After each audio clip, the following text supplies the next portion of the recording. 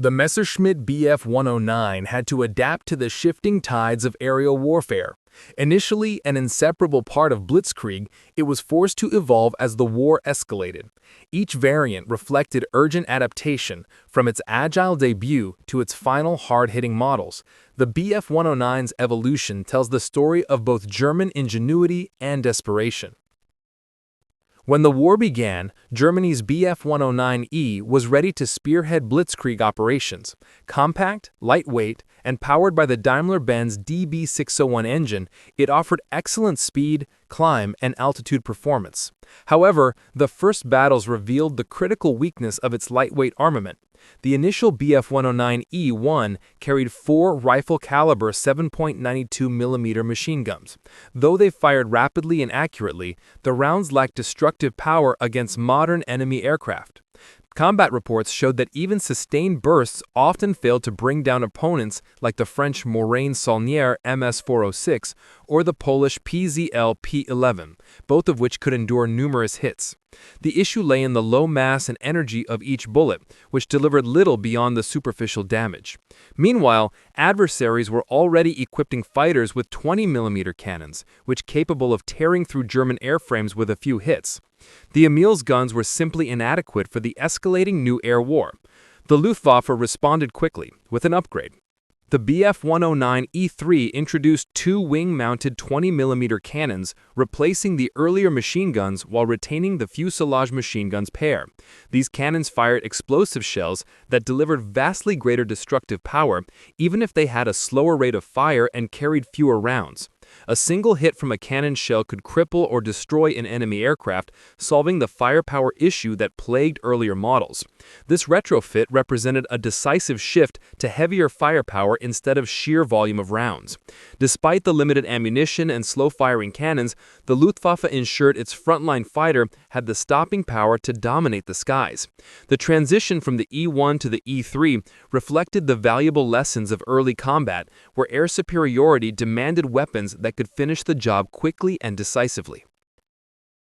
The Battle of Britain exposed the Bf 109E's limited range. Designed as a short-range interceptor, it was well suited for blitzkrieg tactics on the continent, but poorly matched for the long overwater campaign against Britain. Once Luftwaffe units crossed the channel, they had only minutes to fight before fuel forced them to withdraw. The Bf 109E could not provide continuous escort for formations of Heinkel 111s or Dornier 17s, which were forced to face the RAF without cover once the fighters turned back. Loss rates for bombers soared, with some missions losing nearly a fifth of the attacking force. A drop tank modification that extended endurance arrived too late to influence a battle's outcome. For the pilots, the pressure was relentless. They constantly monitored their fuel gauges, knowing that an extended dogfight could leave them stranded over the channel. The term Kanalkrankheit, or channel sickness, was used to describe the mental strain of flying missions with such narrow fuel margins. Following prolonged escort missions, many were forced to ditch in the sea, where survival odds were low. The RAF, by contrast, enjoyed a decisive logistical and strategic edge. Hurricanes and Spitfires fought over their own territory, could quickly rearm and refuel, and return to combat immediately. Britain's radar network provided early warning, which ensured each fighter's sortie intercepted incoming raids efficiently. Though the Bf 109 had a slight speed advantage, the RAF's home field position negated it.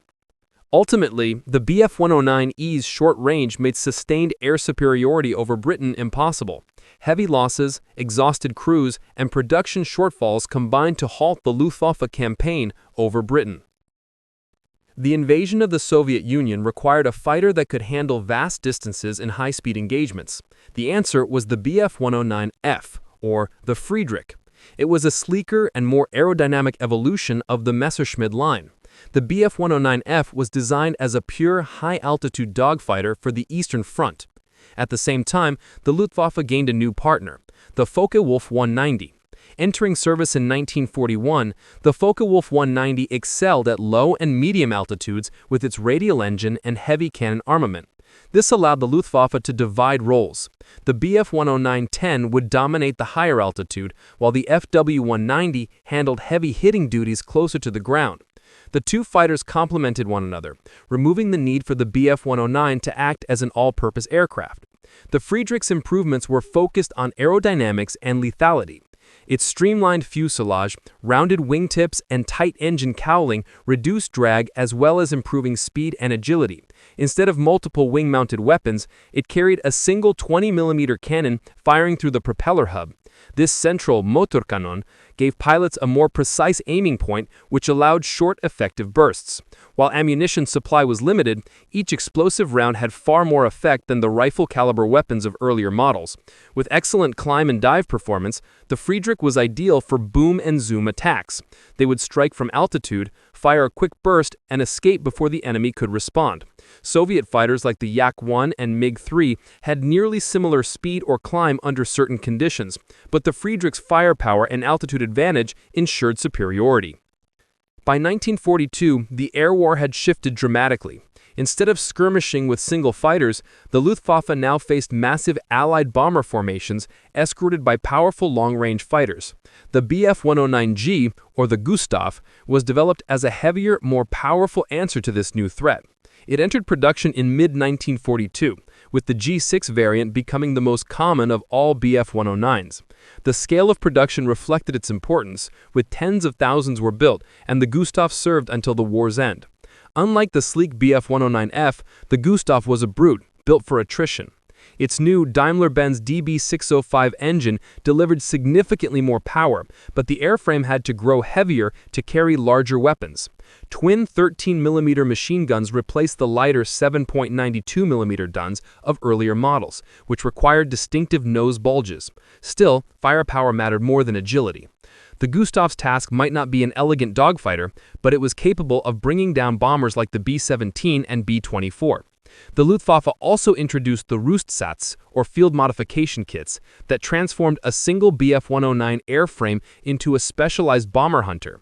Underwing cannon pods, heavy 30mm autocannons, or even rocket launchers could be fitted as needed. The 30mm Mk108 cannon could down a bomber with just a few hits, despite its shorter effective range, while the Werfergranate 21 rocket allowed attacks from outside the bomber's defensive fire.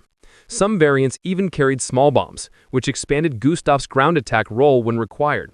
As expected, the added weight and drag reduced maneuverability, which made the Gustav less effective in close dogfights against agile opponents. Yet by sacrificing agility for raw firepower, the Bf-109G became the backbone of Germany's air defense in an attritional air war. By late 1944, the Luftwaffe was collapsing under relentless Allied bombing.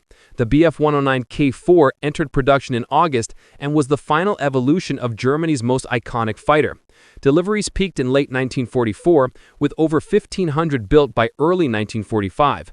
The K4 was designed for speed and climb. Streamlined and stripped of non-essential equipment, it regained performance lost in mid-war Bf-109 variants.